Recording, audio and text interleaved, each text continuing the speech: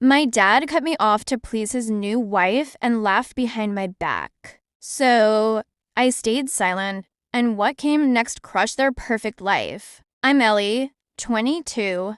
This isn't some made-up drama. It's my life. To grasp the chaos, you need my backstory. My mom, Sarah, was the strongest woman I knew. A senior accountant, she planned everything meticulously receipts. Life insurance, even writing a will years before she fell ill. Mom always said, I want to make sure you're okay no matter what. She passed away from intestinal cancer when I was 18, watching someone you love slowly deteriorate is devastating. But she fought hard for 4 years, never once complaining. She quit her job to focus on treatment. Yet through everything, she kept planning, ensuring all paperwork for the house, finances, and my future were solid. Before she passed, she sat me down.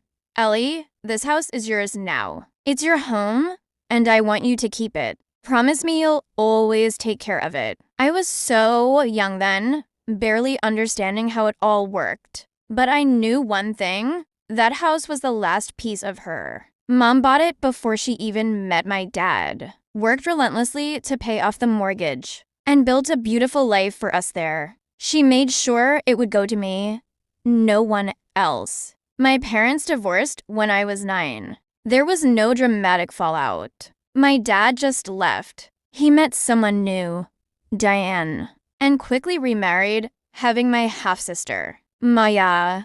Dad did one thing right. He paid for my college upfront by putting money into a separate account. His version of child support, I guess. I wasn't angry back then. I just accepted I wasn't part of his new family. I'd visit sometimes during holidays. Diane was never outright mean, but it was obvious she didn't see me as family. Her invitations felt forced, like she hoped I'd decline, making my skin crawl. Dad, meanwhile, was always working for his new wife. Dad said, Ellie, you can't live alone right now. Let us stay here for the summer. We'll help take care of everything. I didn't argue. I was a mess, having just lost my anchor. The thought of being alone in that big, quiet house scared me. Diane put on her best sympathetic face, acting supportive, while Maya wandered like it was a playground. I sat in Mom's office, now mine, staring at her degrees and financial books. She'd worked so hard for this home, yet I couldn't bring myself to touch her things. I let Dad and Diane move into the spare room and Maya into Mom's old craft room. By summer's end, I was preparing for college out of state. That's when Dad suggested they stay permanently. Over breakfast, he said, Ellie, what if we stayed here while you're at school? You won't have to worry about bills or maintenance. It'll be good for all of us. Diane chimed in, we'll take care of everything. Ellie, the house will be in perfect shape when you come home. It made sense at the time. They'd been decent housemates. Diane had even softened, cooking for me, inviting me to her book club.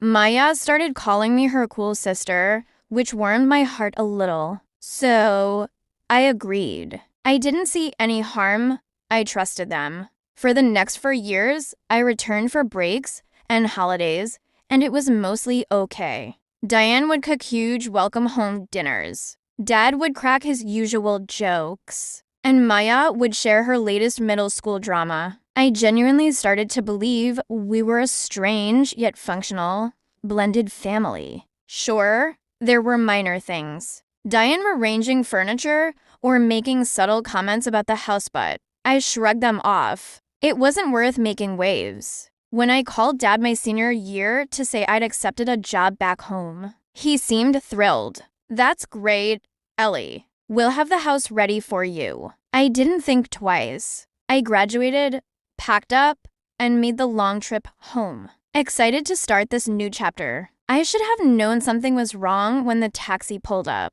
New curtains in the windows, subtle changes. Mom's rose bushes were still there, but pruned differently. The front porch looked repainted. I didn't dwell on it until I walked to the door. Pulled out my key, and it didn't fit. The taxi dropped me off on a warm, sunny afternoon, feeling like a perfect fresh start. I was 22, degree in hand, job secured, ready to move back into what I thought was always my house. I paused, breathing in the scent of roses and cut grass. Mom's rose bushes, though trimmed to Diane's rounded style, were still there. I walked up the porch and slid my key into the lock, picturing my first night, but it wouldn't turn. I froze, staring at the door, questioning if I'd forgotten how locks worked. I jiggled the key, turned it harder.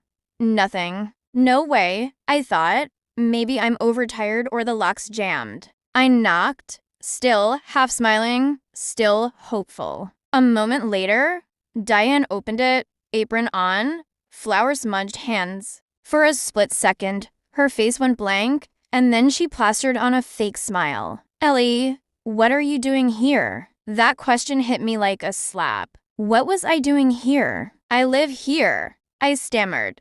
I'm moving back home. I told you guys about this.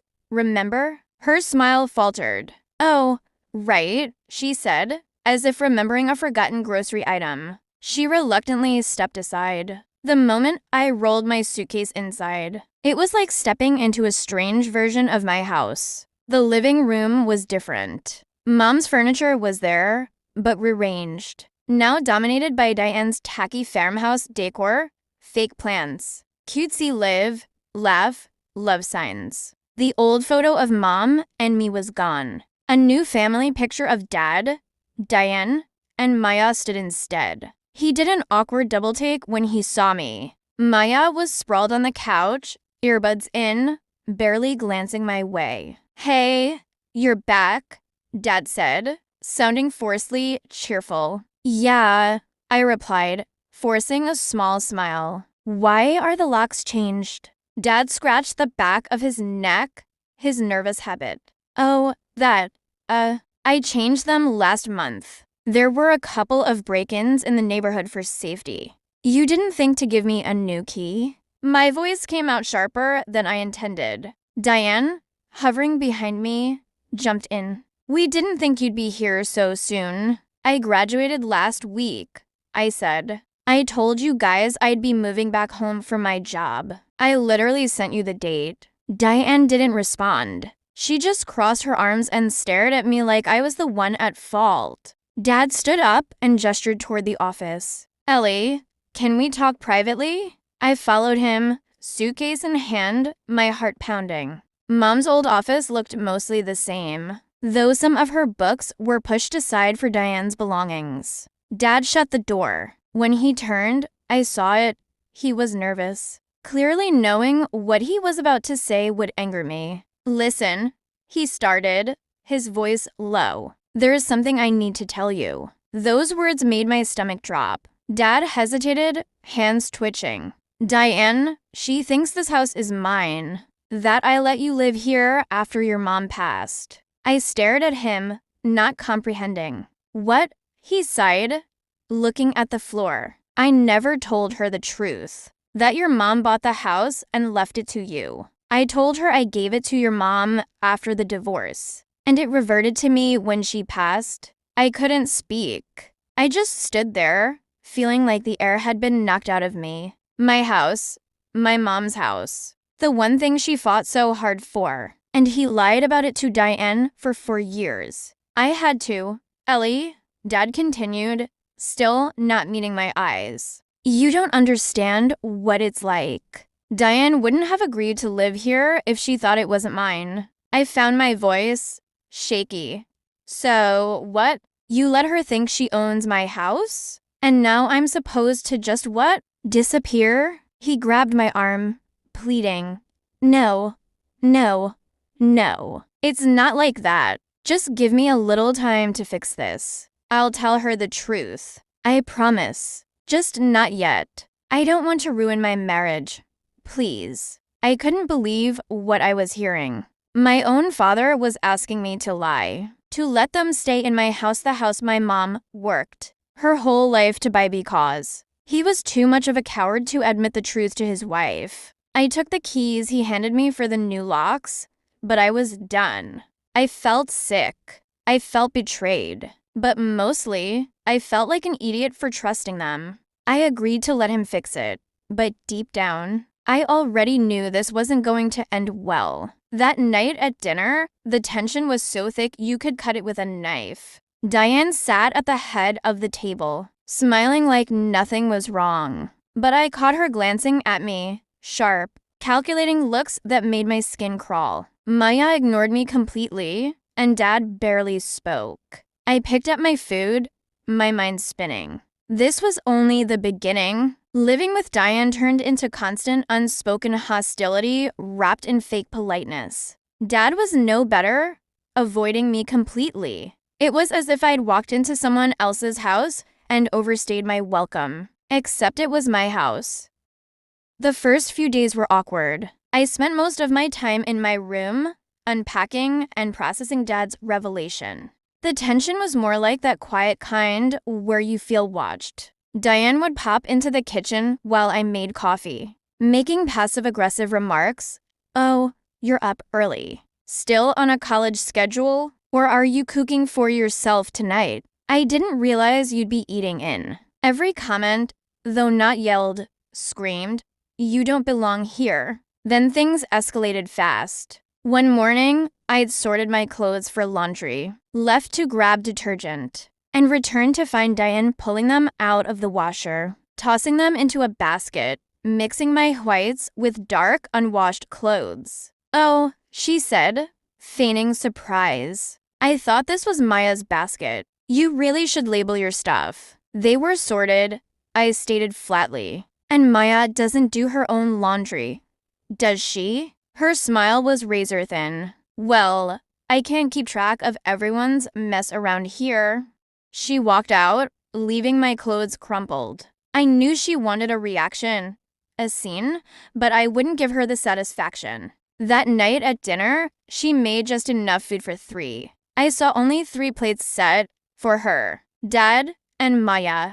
She looked up, feigning sweetness. "Oh, Ellie, I thought you were eating out tonight. You didn't say anything." "I live here," I said. "You didn't ask." She shrugged. "Well, there's bread in the pantry if you're hungry." I sat there for a second, tempted to walk out or even yell, but instead, I just grabbed my coat and left. I couldn't stand being across from them another second. I ended up at the local diner, eating a sandwich alone and texting my friend Emily. "Please tell me you're free tomorrow. I need to get out of the house." The next day, I reconnected with Emily.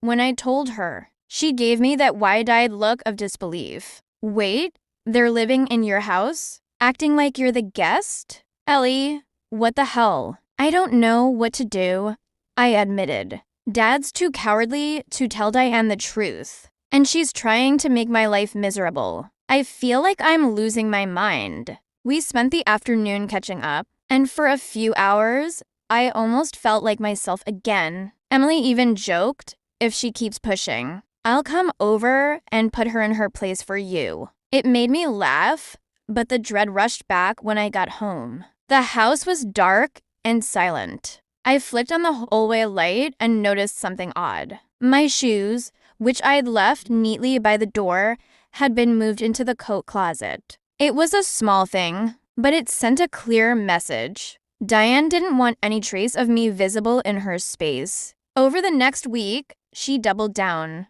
I'd wake to find my things moved, my coffee mug shoved to the back of the cabinet, my mail accidentally tossed into junk. One morning, I went to shower, only to find the hot water ice cold. Maya had conveniently taken a 45-minute shower right before me. Diane made a show of saying, "Oh, Ellie, I guess you'll just have to get up earlier. Maya's growing and takes longer these days." The worst part was watching Maya change. When we were younger, she followed me like a shadow, calling me her big sister. Now, she rolled her eyes whenever I walked in, muttering, "She's so lazy."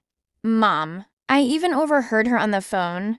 "I don't know why she's still here. It's not even her house." That hurt more than I cared to admit. And then there was Dad, I could feel him avoiding me. He'd come home late or go for walks when Diane started needling me. If I caught him alone and tried to talk about it, he'd mumble about keeping the peace. Keeping the peace for who? I hit my breaking point when Diane moved Mom's favorite vase. It had been on the mantel forever, a beautiful ceramic piece with blue flowers.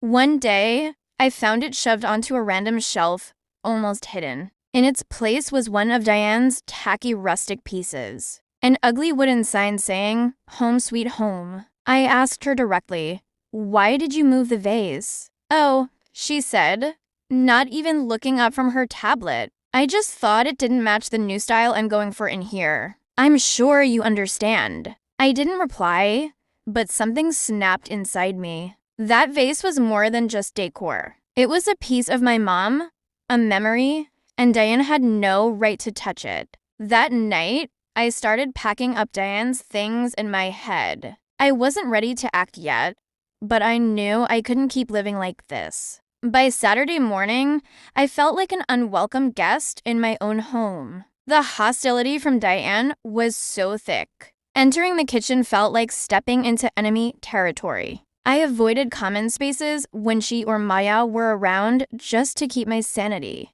That morning, though, something was off. I woke to silence. Total silence. No Diane banging pots, no Maya blasting pop music, no dad watching news. It was eerie. At first, I thought they'd just gone for breakfast. But the house felt abandoned. It was to clean. Kitchen counters spotless, dining table empty. Even the usually cluttered shoes by the front door were gone. I stood barefoot in my pajamas, stomach sinking. I checked my phone.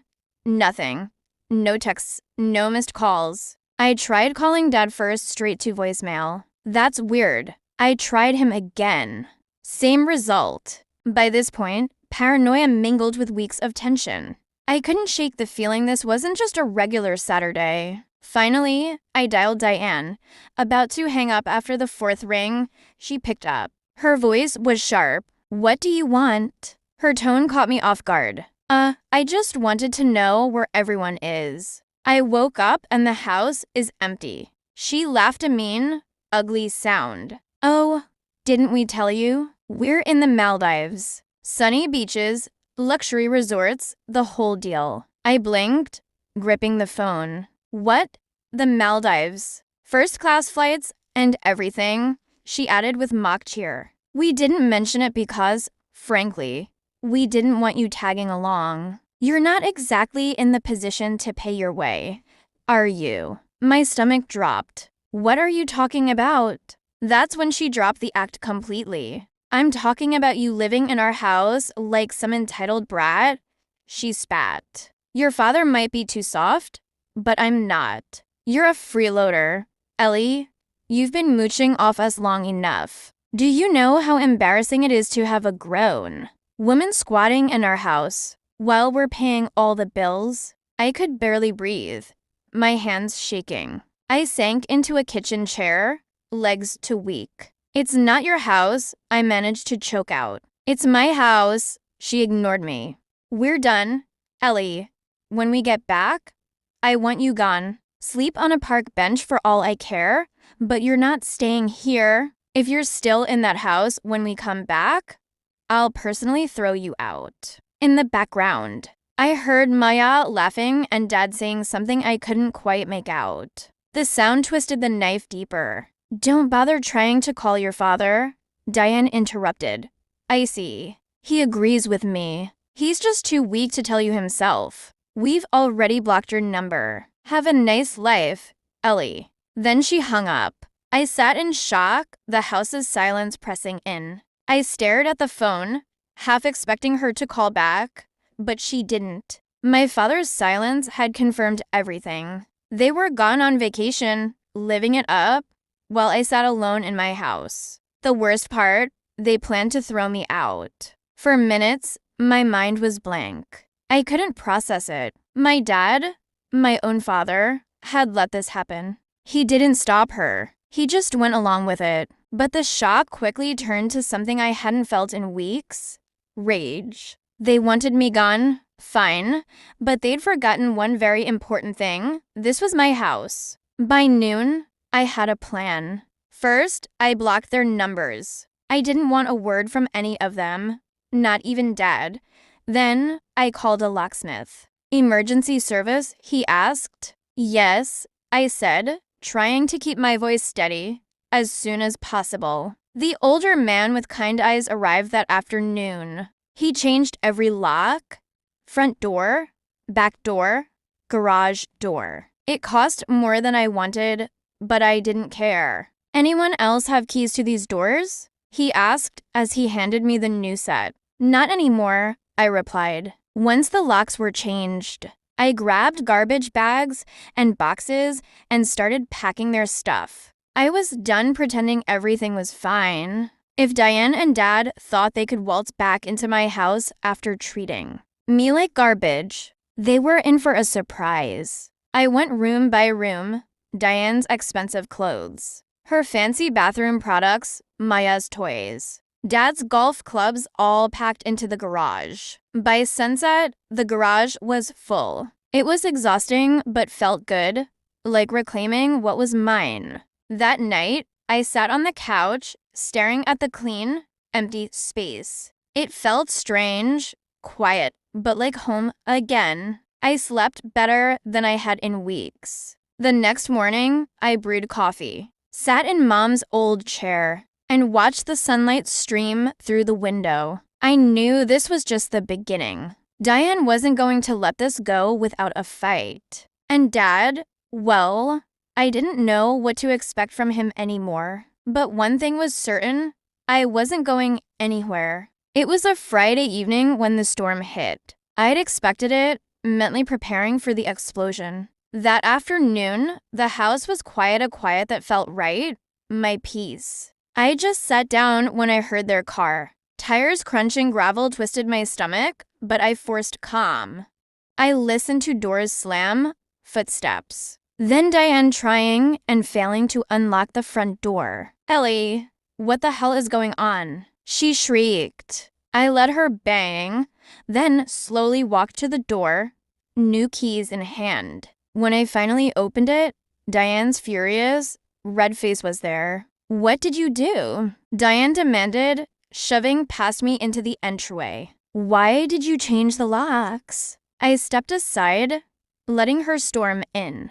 Dad followed quietly, hunched, avoiding my gaze. Maya trailed after him. Diane turned on me. I want an explanation right now. I crossed my arms, meeting her glare. It's pretty simple, I said. This is my house. You don't live here anymore. Her mouth fell open.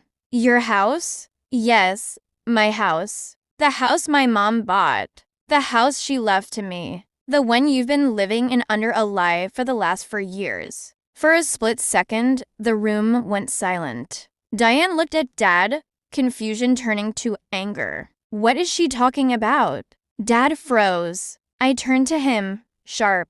Tell her, Dad, tell her the truth. Diane spun. What truth? What is she saying? Dad mumbled, almost inaudibly. It's true. The house? It's not mine. It never was. Sarah bought it before we were married. She left it to Ellie in her will. For a second, Diane just stared, then her face turned deep red. You lied to me. Dad flinched. I didn't mean. You told me this was your house. She shrieked. You said you let Ellie stay here out of the goodness of your heart. Do you have any idea how stupid this makes me look? Her voice was loud enough for the neighbors, but I didn't care. Let her scream. I had spent weeks feeling like a stranger in my own home. She could deal with reality. Diane turned back to me, eyes blazing. You ungrateful little brat. After everything we've done for you, I cut her off. Everything you've done for me? Like what? Trying to erase my mom from this house? Calling me a freeloader? Planning to throw me out? That's not helping. Diane. She opened her mouth to argue, but I wasn't finished. Your stuff is in the garage. Take it and leave. At that, Maya finally spoke. Mom, let's just go. Her voice was quiet. I saw embarrassment. Diane ignored her. "We are not leaving," she snarled. "This is our home, too." "No, it's not," I said, steady. "It's mine, and I want you out." Dad finally stepped forward. "Ellie, please," he said, trembling. "We don't have anywhere to go right now. Just give us a few weeks." I held up my hand.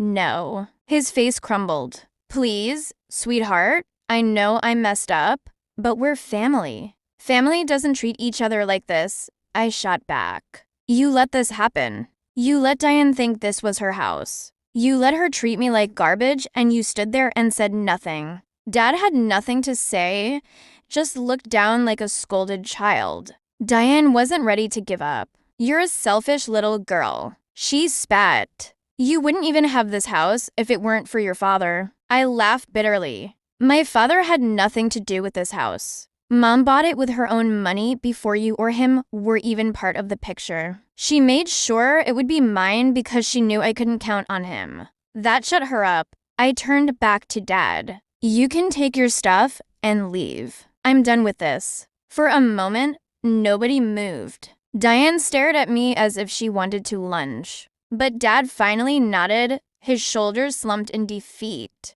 "Fine," he whispered. It took them about an hour to load their things into the car. Diane didn't stop muttering under her breath, calling me names, swearing about how ungrateful I was. Dad looked hollow. Maya stayed quiet, helping without a word. When they were done, Dad knocked on the door one last time. I didn't open it. I watched from the window as they drove away. Diane's voice still faintly audible. The house was quiet again when they were gone. For the first time in years, it felt like it belonged to me. Like it belonged to Mom.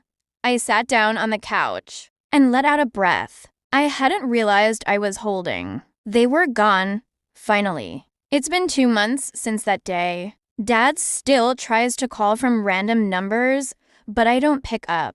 Some relationships can't be fixed, and honestly, I don't want to. I'm focusing on myself now. My job is great. I've made friends at work, and I'm slowly healing from all of this. I planted new roses in Mom's garden, ones she would have loved, and I'm finally at peace here. To anyone reading this who's dealing with toxic family, sometimes you have to let go. You don't owe anyone your peace, especially not people who take advantage of you. Mom made sure I'd always have a home.